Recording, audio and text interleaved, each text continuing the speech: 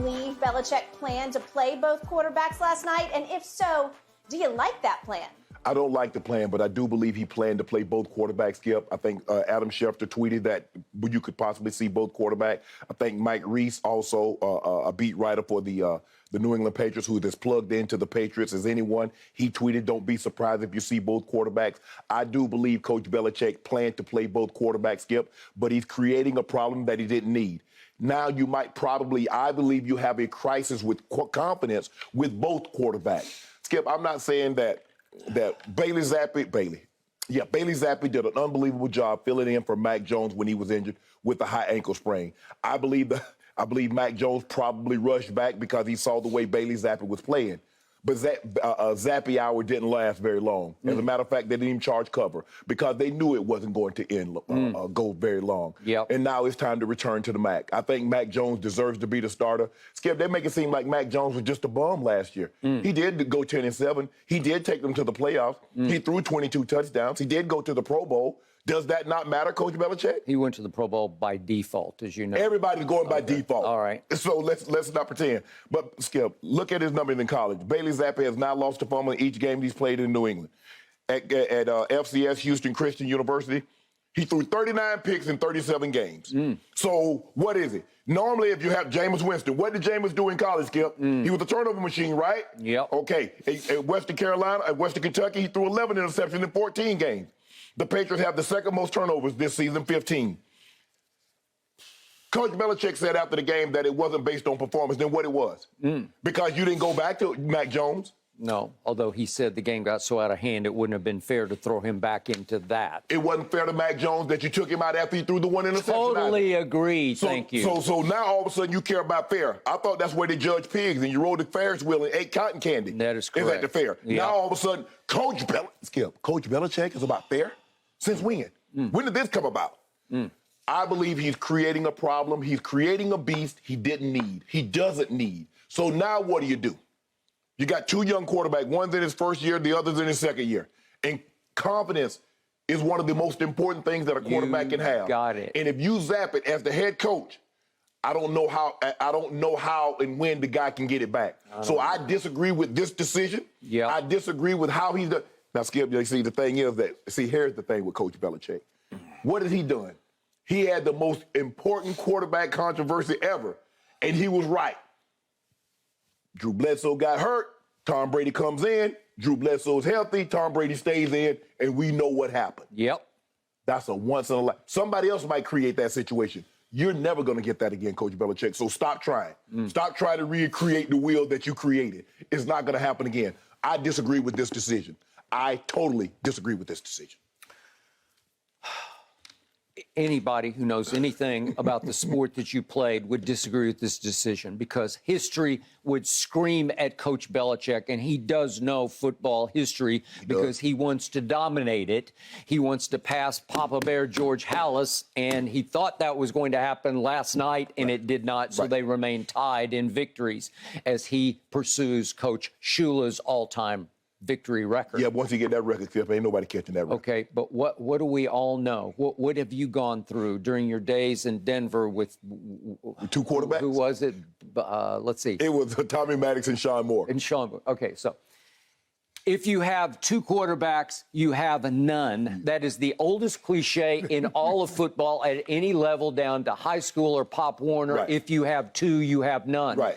It's the hardest position to play in any sport, and to your point, it's all about faith in and confidence building in that quarterback.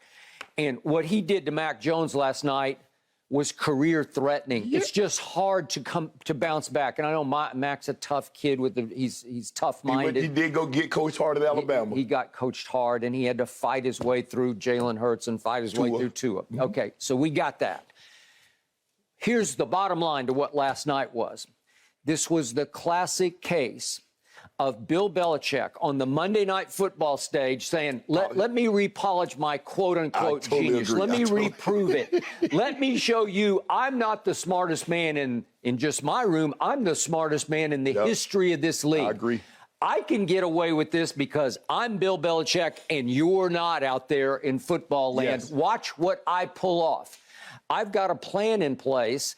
I'm going to go to Bailey Zappe because he might be Brady Zappe. I'm starting to get the feel that my 4th-round pick just might be the answer to my salvation question here in New England post-Tom Brady. You questioned Mac Jones' arm strength. Bailey Zappe is 2/10 lower than Mac Jones on arm strength. Okay, there was a reason he was a 4th-round pick. Just, again, how the NFL swung and missed on Tom Brady or Joe Montana in the 3rd round, I'll never know. They do swing and miss. Yeah. But Tom Brady is 6 feet 4 inches tall. Correct. And Tom has what I would call an above-average arm. Correct. With extraordinary accuracy. And you could see it at Michigan. You could see it in the bowl game he got to play against Alabama in the Orange Bowl, which I watched from start to finish. I said, man, that kid's pretty good. Yes. And yet he wasn't allowed by Lloyd Carr to win the job at Michigan. Don't get me started. But the point is, Bailey, quote, Brady Zappe is 6 feet tall. How many passes got batted? Like, you think Baker Mayfield had a problem in Carolina? I don't know. It just seemed like every other pass was getting batted at the line of scrimmage. One got batted and picked, and then he threw almost what was a pick six, but Tyquan Thornton ran him down. Yeah, it was 6 foot tall, Skip, with a below average arm. And I think the thing was with Joe, Skip, Joe's size. Joe was 6'2". He didn't have the strongest arm, but he went into a system that didn't require the arm talent, the West Coast system. Let me get the ball in the guy's hand. Okay, Jerry. Okay, John Taylor. You guys go make it happen. And we know what this system has done. It's flourished. Okay.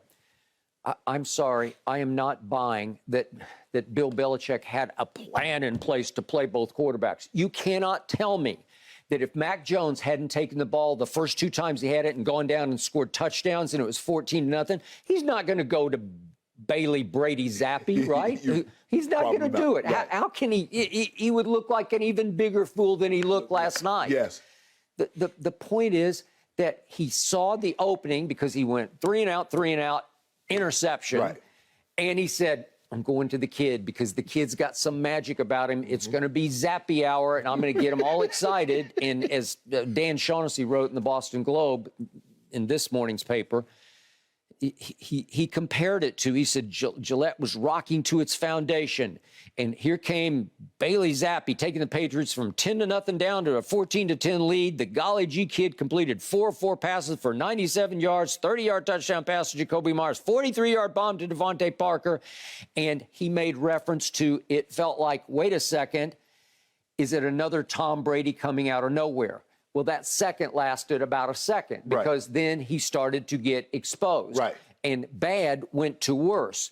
And they suffered one of the most ignominious defeats that they've ever suffered on Monday Night Football this side of that debacle in Kansas City in 2014 when Brady they rebounded to go beat Seattle in the Super Bowl. But this felt even worse because, as I just mentioned, they allowed the Bears to run for 243 yards.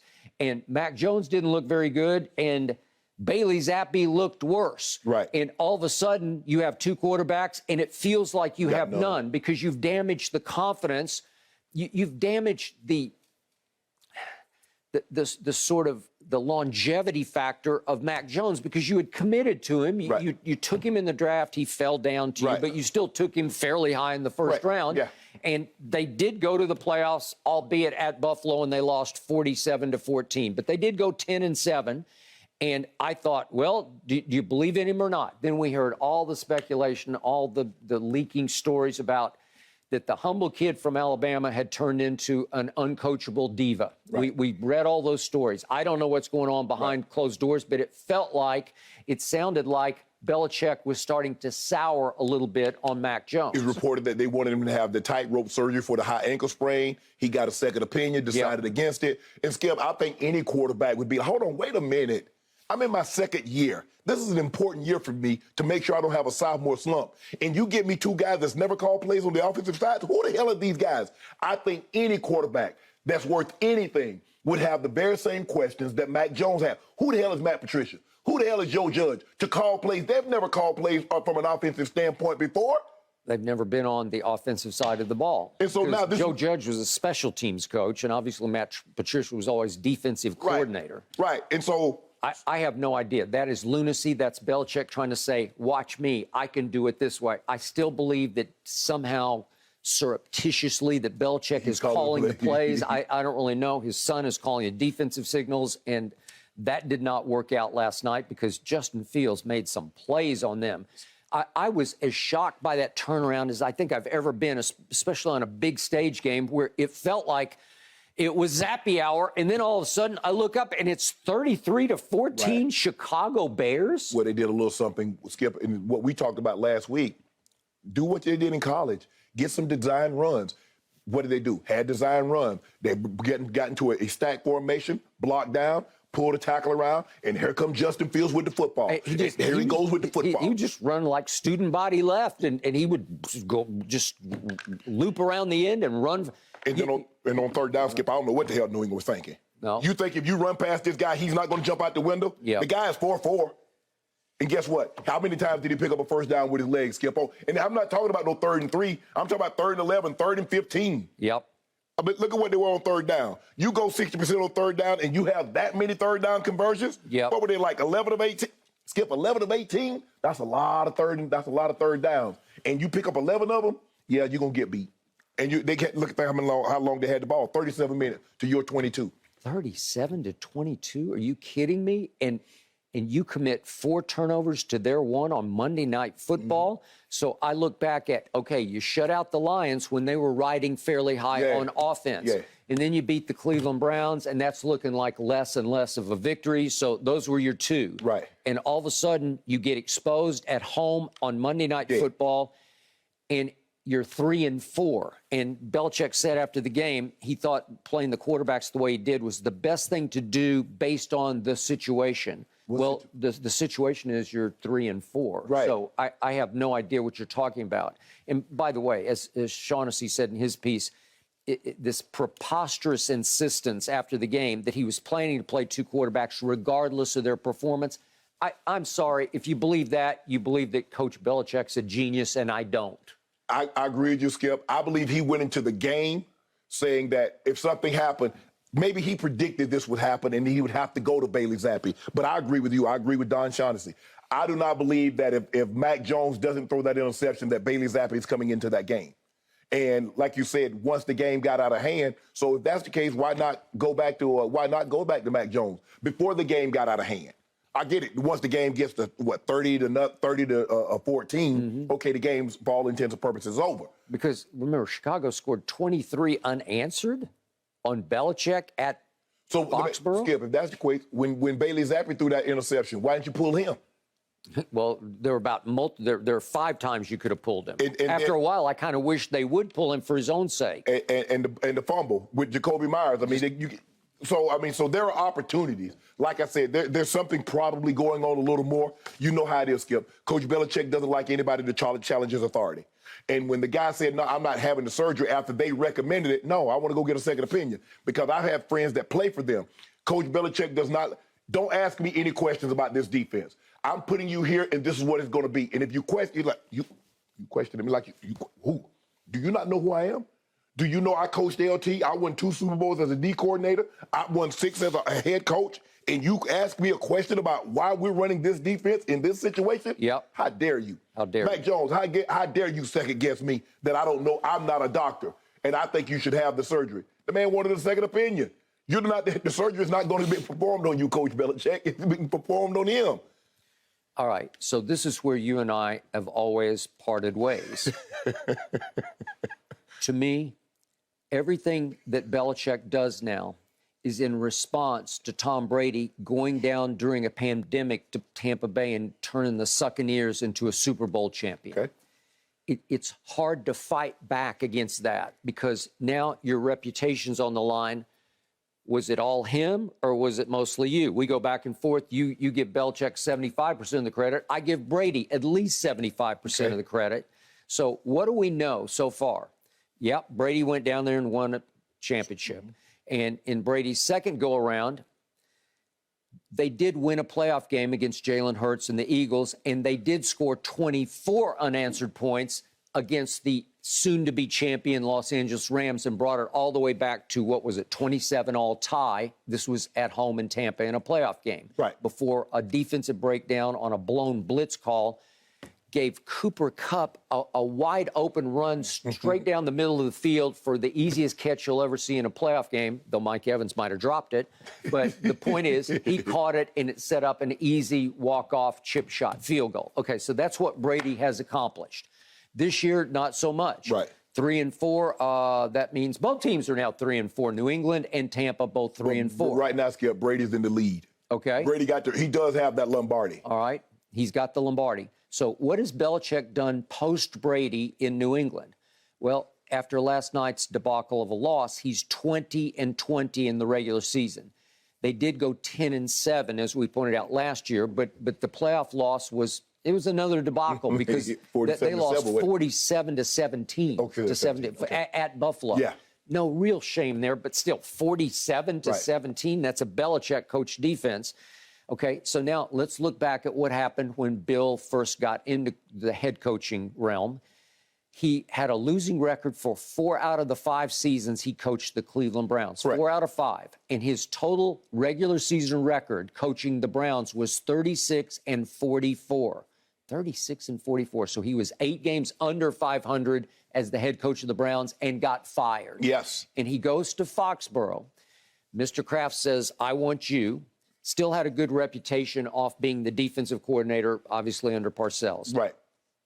First year, they go in Foxborough 5-11. And I know one of the assistants very well on that staff, and he was ready to put his house up for sale because they quickly fell to 0-2 in Belichick's second year in New England. Right. So that means overall, before somebody fell out of heaven into their laps from the 6th round, Bill Belichick's coaching record when Brady finally took over in the 3rd game of that 2001 season, it was 41-57. Think about that. So Bill Belichick was 41-57 in the regular season before Tom Brady happened. And then the rest is dynastic history from that point on. Right. And they win 6 Super Bowls. But they lose 2 of them out of 9 that they played in. And the 2 they lost, remember, it took Eli, after Brady drove his team for the touchdown. 3. 3. They lost 3, but I'm doing the 2. Okay. Yeah, the 2 of the 3 that they lost. The first one, I'm just putting this in perspective, was the first Eli Super Bowl. And remember, Brady drove them down 80 yards for a touchdown to Randy Moss, so they're up 14-10 with 2 minutes to go in the game. Correct. And Belichick's defense allows Eli Manning to go 83 yards in 12 plays, including the 13-yard pass with only 35 seconds left to Plexico that won the game 17-14. Okay, there are lots of things that happened in that 83-yard drive. We got Asante missed time in the jump a little bit and maybe should have come down with the interception. Yes. I thought he should have caught it. Yeah. And then we got the helmet catch, right? And so a lot of things had to happen. And Eli sacked. Okay, and Eli, on that play, he sacked. He escapes like 4 sacks on that play. A guy who's not very mobile. I don't know how he did it. Throws it down, and Tyrese sticks it against his face mask. I've never seen anything like it before, but it took that, and yet it happened. He gave up an 83-yard drive to lose the Super Bowl 17-14.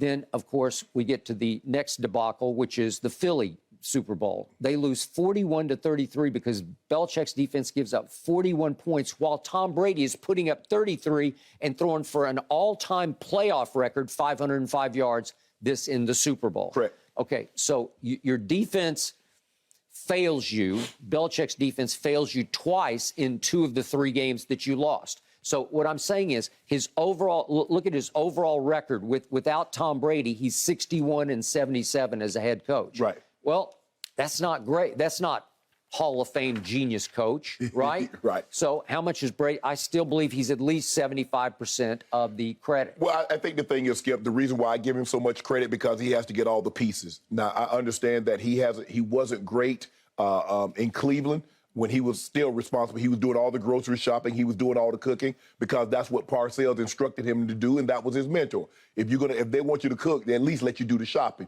So he did all that. But all the pieces that he seemingly got all the pieces that was necessary in order for Tom Brady to thrive. So, yeah, there is the competition.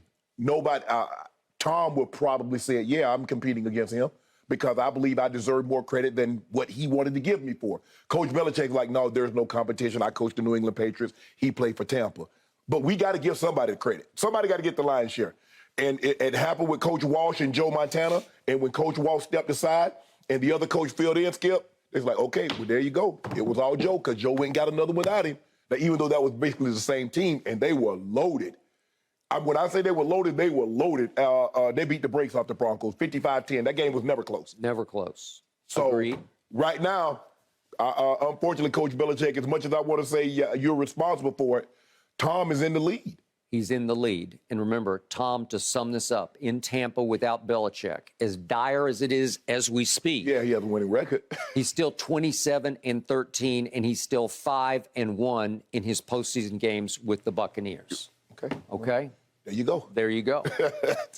And Bill tried to change it, but it this quarterback didn't last night. controversy is alive and well in New England. Belichick declined to name a starter going forward last night post-game. So we'll just have to see who gets the start this Sunday when the Patriots travel to see the New York Jets. All right, moving on this morning. Thanks for watching, Undisputed fans. Subscribe here to get the very latest from Skip and Shannon. Plus, go watch a few segments from our other shows on FS1.